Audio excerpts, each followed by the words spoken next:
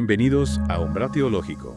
Hoy nos vamos a sumergir en un misterio que ha intrigado a los estudiosos del apóstol Pablo durante siglos. Una frase de Azot en 1 Corintios 2.9, donde Pablo escribe: ningún ojo ha visto, ningún oído ha escuchado.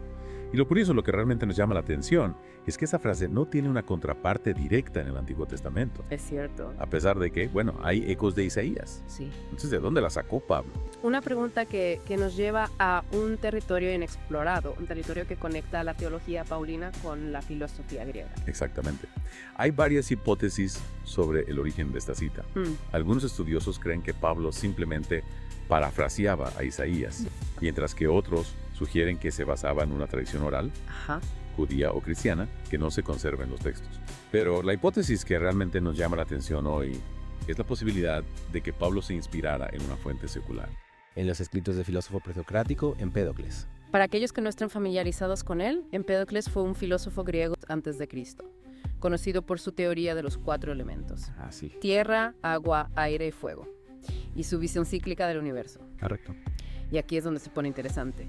Empédocles, en uno de sus fragmentos, escribe: lo que ningún ojo ha visto, lo que ningún oído ha escuchado, ni puede ser concebido por la mente del hombre. Suena familiar, ¿verdad? Increíble. Es casi idéntico a lo que escribe Pablo.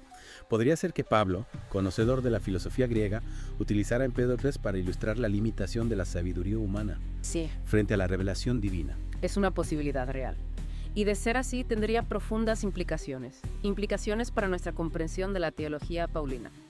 No se trata de decir que Empédocles sea una autoridad divina, sino de reconocer la capacidad de Pablo, de utilizar ideas filosóficas. En este caso, la sabiduría humana reconociendo sus propias limitaciones como un puente para comunicar verdades espirituales. Esto nos muestra que Pablo era un maestro de la comunicación, adaptando su mensaje y lenguaje para conectar con su audiencia. Precisamente. Y no solo con su lenguaje, también integró conceptos de la filosofía griega en sus enseñanzas. Un ejemplo claro es el concepto del logos en Colosenses, un término familiar para sus lectores helenísticos. Para los griegos, el logos era una especie de fuerza impersonal, una fuerza que gobernaba el universo. Pablo toma ese concepto y lo llena de significado, al identificar a Cristo como el logos, la palabra de Dios encarnada. Es como si Pablo dijera: ustedes ya creen en el logos, pero déjenme mostrarles quién es realmente el logos. Exacto. Es Jesucristo. Exactamente. Y este uso del logos nos lleva de vuelta a Empédocles. Si Pablo se sentía cómodo usando conceptos filosóficos griegos, como el logos, para explicar a Cristo, ¿no podría haber usado también la frase de Empédocles para ilustrar un punto teológico sobre la sabiduría divina? Tiene mucho sentido. Y si miramos otras cartas de Pablo, vemos que utiliza estrategias similares para conectar con diferentes audiencias. Por ejemplo, en Filipenses, utiliza un lenguaje militar para dirigirse a los ciudadanos romanos. Un lenguaje que ellos entendían, que ellos respetaban. Claro. Y en Tesalonicenses, donde la comunidad enfrentaba persecución, su tono es más pastoral, más consolador, adaptándose a sus necesidades emocionales. Claro. La clave aquí es que Pablo, sin comprometer la verdad del Evangelio, buscaba puntos de conexión con la cultura de su audiencia para hacer el mensaje más accesible. Es un maestro en contextualizar el Evangelio sin diluirlo. Y si nos detenemos a pensar, este mismo principio se aplica a nosotros hoy en día. Tenemos que encontrar maneras de comunicar el mensaje de Cristo, de forma que resuene con la cultura actual, sin perder la esencia del Evangelio. Tienes toda la razón.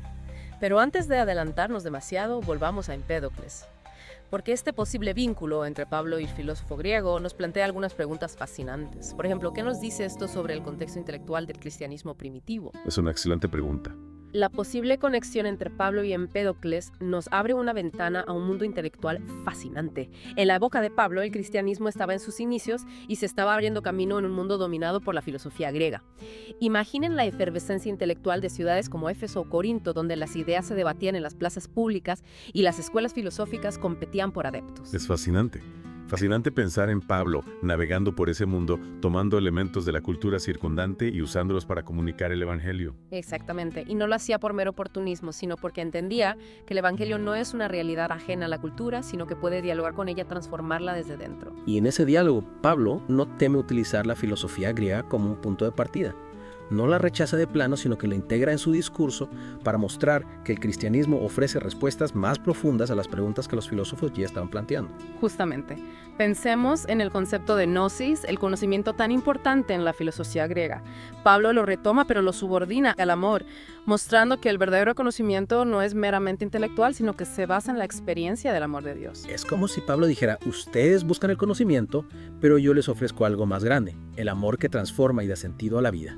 Precisamente. Y esta integración de la filosofía griega en el mensaje cristiano no se limita a Pablo. Si miramos los escritos de los primeros padres de la Iglesia, vemos que ellos también se nutrían de la filosofía para explicar y defender la fe. Es decir, que este diálogo entre fe y razón no es una invención moderna, sino que está presente desde los inicios del cristianismo. Exactamente.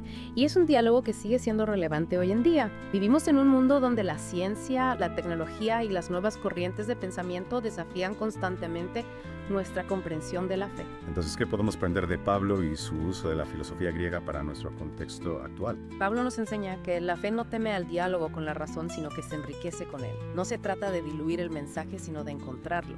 Es decir, que no debemos tener miedo a interactuar con las ideas de nuestro tiempo, a buscar puntos de encuentro que nos permitan comunicar el Evangelio de forma comprensible y relevante. Exactamente.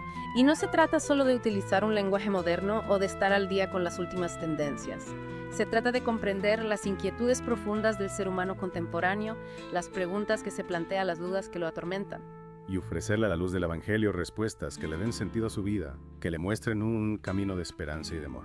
Precisamente, y en ese camino, el estudio de las Escrituras, como lo hizo Pablo con el Antiguo Testamento, sigue siendo fundamental, pero también lo es el conocimiento de la cultura que nos rodea, de sus luces y sus sombras. Al igual que Pablo conocía la filosofía griega, nosotros debemos conocer las corrientes de pensamiento de nuestro tiempo para poder entablar un diálogo fructífero.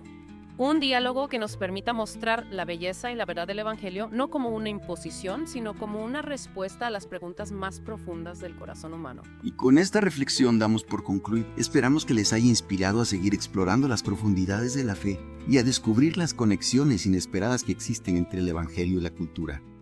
Hasta la próxima.